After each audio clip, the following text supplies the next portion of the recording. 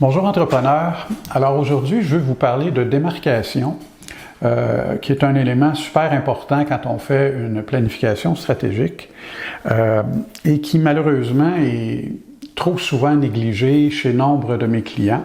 On passe beaucoup de temps à s'occuper de sortir les commandes, à répondre aux demandes, à recruter, à faire toutes sortes de choses. Et on ne prend pas toujours le temps de s'assurer que ce qu'on offre aux clients, c'est complètement différent de ce que nos concurrents leur offrent. Et cette différence-là est évidemment fortement appréciée par vos clients.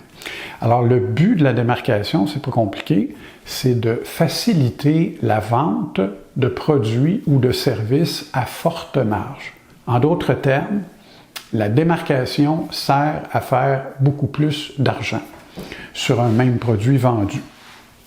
Alors aujourd'hui, je vais vous parler de 9 pistes que j'ai vues dans ma carrière là, pour réussir à se démarquer.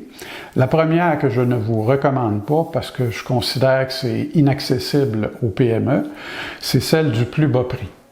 Alors, il y a plein d'entreprises qui utilisent cette stratégie-là. C'est habituellement des grandes entreprises. On va souvent référer à Walmart, Costco, Super C dans le domaine de l'alimentation, Winners dans le vêtement. Et habituellement, ces entreprises-là ont un volume d'achat gigantesque qui leur permet d'obtenir de très bas prix d'achat. Et c'est des entreprises pas de fluff là. Ils coupent tout ce qui est superflu pour arriver au meilleur prix possible pour le client. Fait que gros volume d'achat, habituellement, c'est pas l'univers des PME. La deuxième piste, une vitesse de livraison extrêmement rapide. Et l'exemple que je donne ici, c'est Dell, qui, à une certaine époque dans son histoire, promettait de vous livrer un ordinateur sur mesure en 48 heures. Dell prenait 24 heures pour l'assembler et il allouait 24 heures à FedEx pour vous le livrer partout dans le monde, alors que la plupart de ses concurrents, quand on parlait de sur-mesure, on parlait de plusieurs semaines, voire même quelques mois avant d'obtenir son produit. Donc, la différence était énorme et Dell a eu énormément de succès avec ça. Troisième exemple, qualité supérieure du produit.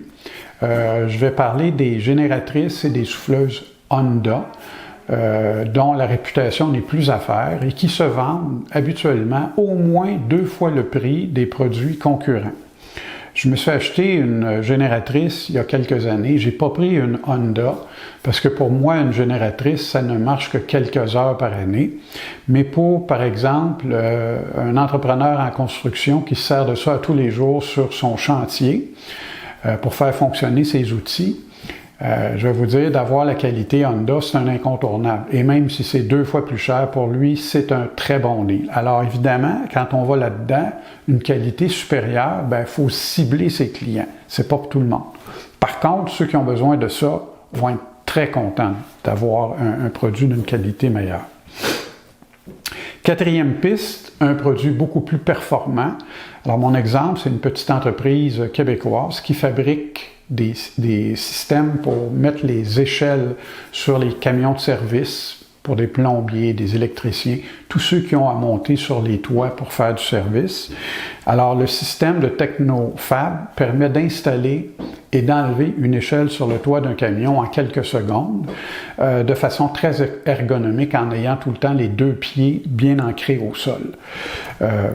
Et leur système se vend 2 à 3 fois plus cher que les petits porte-échelles autres dans lesquels on doit monter sur le pare-choc, puis le seuil de porte pour essayer d'accrocher l'échelle, puis là on risque de se blesser, puis c'est beaucoup plus long, etc., etc. Donc, on a ici un produit beaucoup plus performant qui se vend plus que le double, et pour s'en procurer un, il faut embarquer sur une liste d'attente parce qu'ils sont sold out.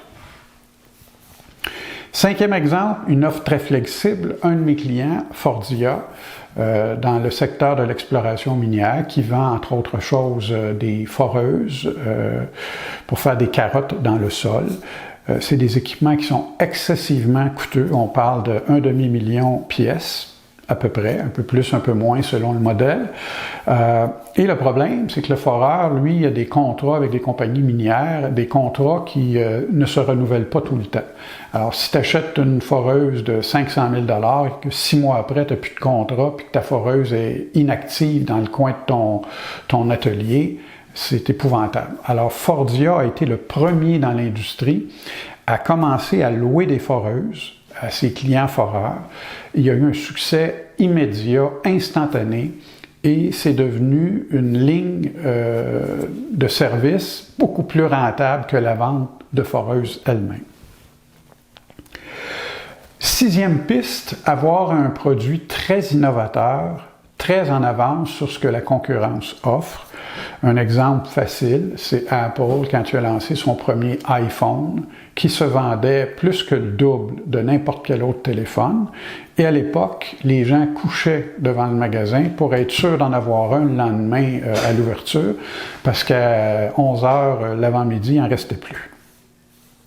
Septième piste, un vaste choix. Offrir un très vaste choix, en fait, devenir le one-stop shop. C'est la stratégie qu'a utilisée les pharmacies Jean Coutu lorsqu'ils se sont lancés en affaires. À l'époque, tous les concurrents de Jean Coutu ne vendaient que des médicaments, ce qui étaient les pharmacies des années 50. Et lui est arrivé avec un concept un peu magasin général où on pouvait acheter plein d'autres choses. Du savon à linge, des produits de maquillage, des produits de toilette, etc., etc. Et il y a eu un succès immédiat avec ça. À un point tel que quelques décennies plus tard, tous ses concurrents offraient exactement la même chose. La huitième piste, c'est d'offrir à son client une expérience client hors du commun. Et l'exemple ici, c'est Amazon. C'est hyper simple de commander un produit sur Amazon. On va trouver à peu près n'importe quoi sur Amazon. C'est facile de le commander, quelques clics. La livraison est ultra rapide, vraiment pas chère. Les politiques de retour sont très généreuses. Vous retournez le produit, peu importe la raison, on le reprend sans discussion. On vous crédite 100%. Évidemment, c'est le fournisseur à l'autre bout qui lui ramasse la facture, mais pour le client de Amazon, c'est un service, une expérience hors du commun. La neuvième et dernière piste, c'est une efficacité opérationnelle exceptionnelle.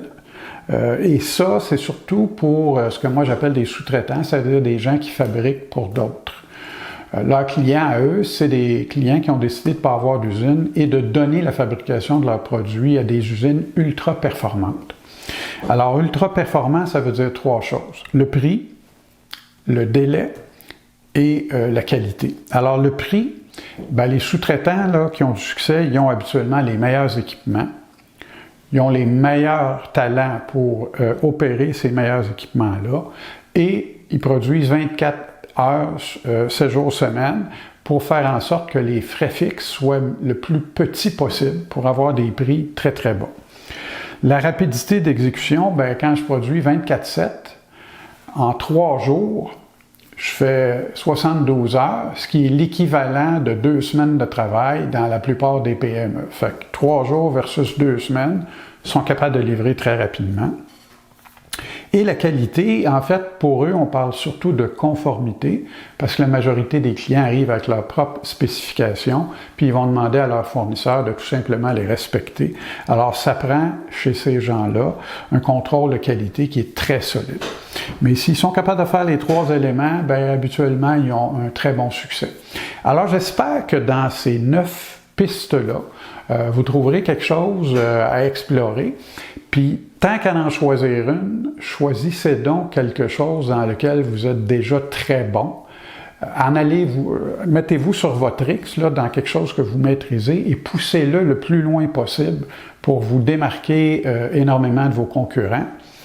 Et je vous souhaite bon succès dans votre démarche et je vous dis à la prochaine.